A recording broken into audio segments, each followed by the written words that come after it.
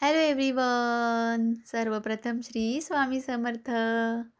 मी अर्चना पुन्हा एकदा आपल्या सगळ्यांचं मनापासून स्वागत करते आणि स्वामींनी तुम्हाला चांगलं आरोग्य प्रदान करावं, तुमच्या सगळ्या चांगल्या इच्छा लवकरात लवकर पूर्ण कराव्यात, हीच इच्छा स्वामींच्या चरणी अर्पण करून आजच्या आपल्या विषयाकडे वळूया. गुरुपुष्यामृत योग, महत्त्व आणि काय उपाय या सगळ्याची आपण इथं माहिती घेत आहोत.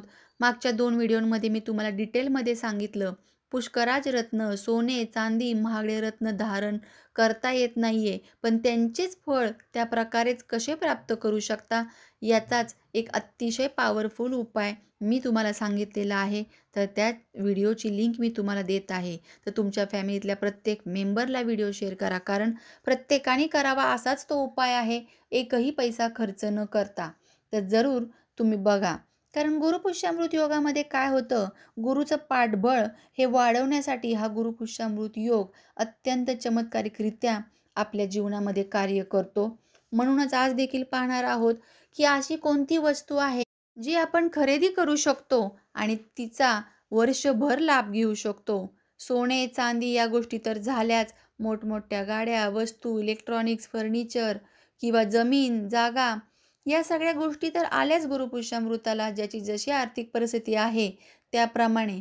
पण या दिवशी दान करण्यालाही तेवढंच महत्त्व आहे बरं का. म्हणूनच आज वेळ काढून तुम्ही गुरुदेव दत्तांच्या मंदिरामध्ये, आपल्या स्वामी समर्थांच्या मंदिरामध्ये जायला अजिबात विसरू नका. तिथलं जे वातावरण आहे, तिथला जो आपल्याला ऑरा आहे किंवा तिथली जे एनर्जी आहे, ती आपल्याला आज कलेक्ट करायची आहे. आपल्यामध्ये ती एनर्जी ग्रहण करायची आहे. तिथे थोडा वेळ बसायचं आहे शांतपैकी. सव्वा पावशेर किंवा सव्वा किलो हरभरा डाळ, गूळ हे सोबत न्यायचं आहे आणि तिथे अर्पण करायचं आहे. याशिवाय केळी सांगितली होती मी, केळी देखील तुम्ही अर्पण करायची आहेत. यामुळे काय होतं, तर आपल्या पत्रिकेतील कुंडलीतील गुरुग्रह हा मजबूत होण्यासाठी या उपायांची आपल्याला मदत होते. याशिवाय तुम्ही आजच्या दिवशी आपले जे कान असतात, तर ते कान विशेष करून जे पुरुष वगैरे आहेत, तर त्यांच्या कानामध्ये तुम्ही एखादा छोटासा सोन्याचा छोटासा खडा किंवा काय आज करून घ्यायचा आहे. यामुळे राहू, केतू हे ग्रह त्रास देत नाहीत. कान टोचण्यामागचं तेच कारण आहे शास्त्रामध्ये. आणि गुरुग्रह हा सोन्यामुळे आपला प्रबळ होतो. केतूचा देखील कलर आहे तो गोल्डन कलर आहे मधासारखा, म्हणून याचा देखील संबंध त्यामध्ये येतो. म्हणून कानामध्ये छोटंसं का होईना एखादं सोन्याचं तुमच्या दागिना हा हवाच.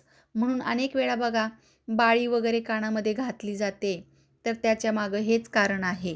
तर आता काय करू शकतो आणखीन आपण, तर यामध्ये एक आपल्याला धातू जे आहेत, 3 धातूंची मिश्रित अंगठी करायची आहे गुरुपुष्य योगावरती. जेणेकरून येणारं नवीन वर्ष जे 2025 आहे, ते खूप तुम्हाला चांगल्या पद्धतीने या गोष्टीमुळे जाण्यासाठी मदत होणार आहे.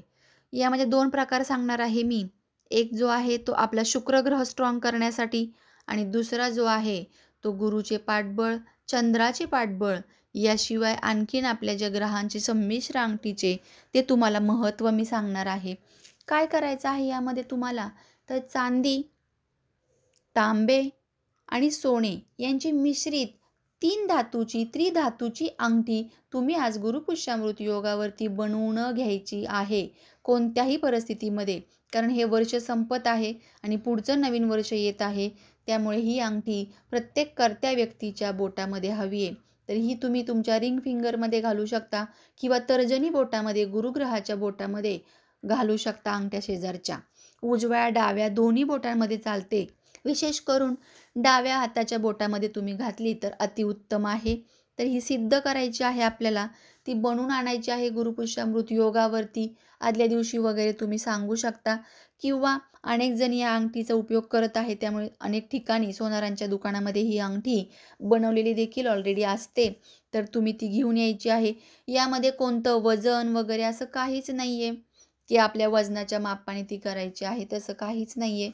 अगदी तुमची आर्थिक कुवत नसेल एवढी, तर सोनं अत्यंत कमी असं बारीक तार सोन्याची त्यामध्ये घालून जास्त चांदी घालू शकता आणि तांबे जास्त घालू शकता. अशा प्रकारची अंगठी तुम्ही बनवून घ्या, ज्यामुळे गुरुग्रह तर तुमचा स्ट्रॉंग होईलच, पण गुरुचं पाठबळ मिळू लागेल या तर्जनी बोटामध्ये ती अंगठी परिधान केल्यामुळे. चंद्र हा जो ग्रह आहे तो मनाचा कारक आणि पैशांचा फ्लो वाढवण्याचा कारक आहे. त्यामुळे तुमच्या दोन्ही गोष्टी यामध्ये क्लिअर होतात. ही अंगठी आणल्यानंतर तुम्हाला गंगाजलाने शुद्ध करायची आहे. शुद्ध केल्यानंतर या अंगठीमध्ये तुम्हाला जे आहे हळद आणि केसर मिक्स असलेलं दूध, या दुधाने तिचा अभिषेक करायचा आहे आणि गुरुग्रहाचा कोणताही मंत्र तुम्ही म्हणायचा आहे 108 वेळा. नसेल येत तर मोबाईलवरती लावून ती अंगठी हातामध्ये घेऊन ती सिद्ध करायची आहे. एका जागी बसून तो मंत्र ऐकत ऐकत त्यानंतर ही अंगठी परिधान करा. जेव्हा गुरुपुष्यामृताचा जो वेळ आहे 3:30 पर्यंतचा, त्या वेळामध्येच ही अंगठी परिधान करा.